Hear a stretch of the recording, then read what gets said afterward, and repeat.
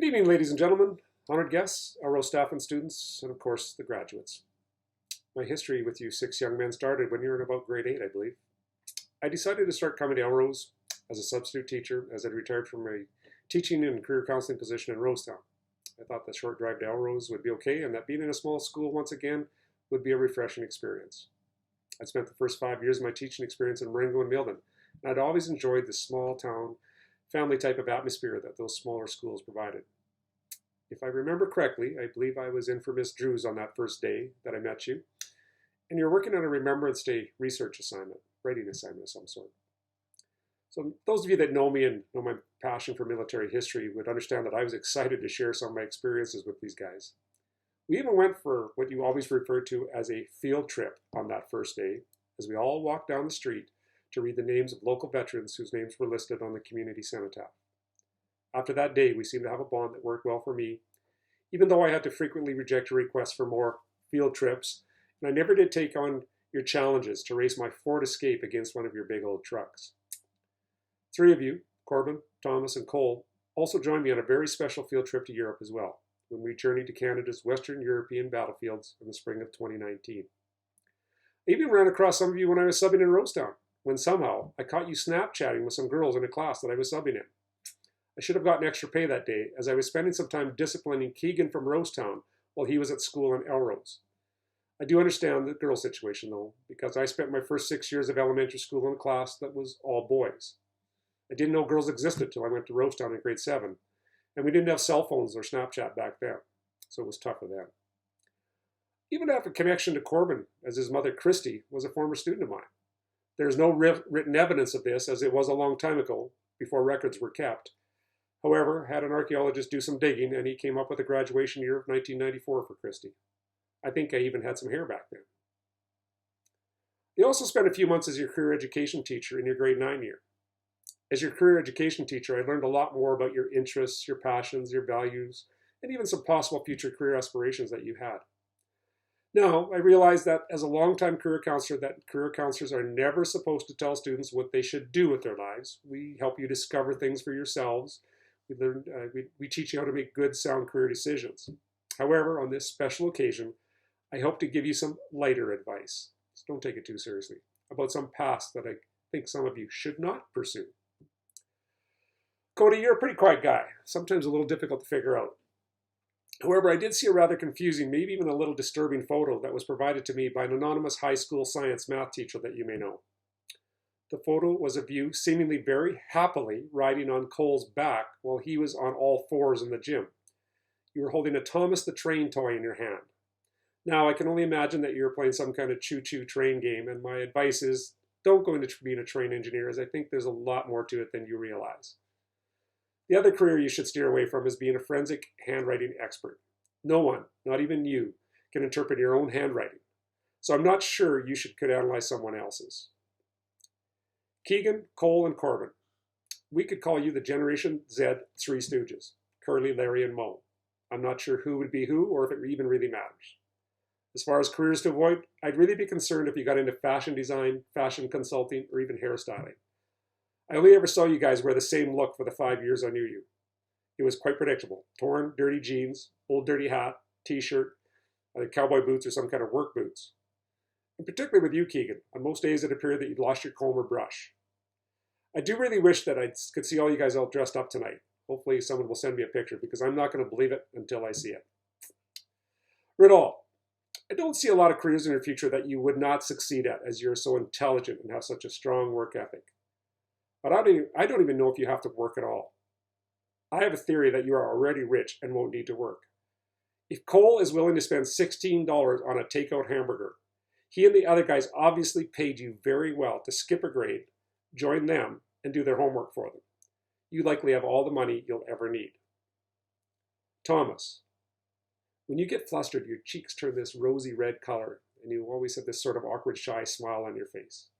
With that in mind, I think you should shy away from jobs in the hospitality industry. Jobs like restaurant or hotel manager, where customers could give you a hard time, could fluster you. I guess now it's time for a more serious message. William Ross Wallace, a 19th century poet, once wrote, "Every man dies, not every man really lives. And he was so right. It seems that many people just coast or float through life. Every day seems to be the same boring, routine, and monotonous cycle. I think we can make our lives much happier and lively if we simply choose to make each day the best day that we can.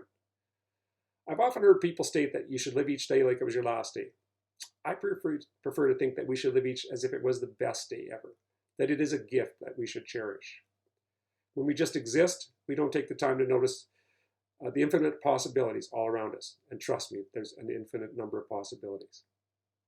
I'll give you an example of how my life changed when I simply paid attention to life in one moment and how it changed my life forever.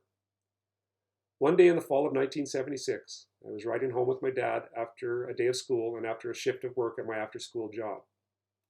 I was 17 and in grade 12 at the time, basically the same age as you guys are now.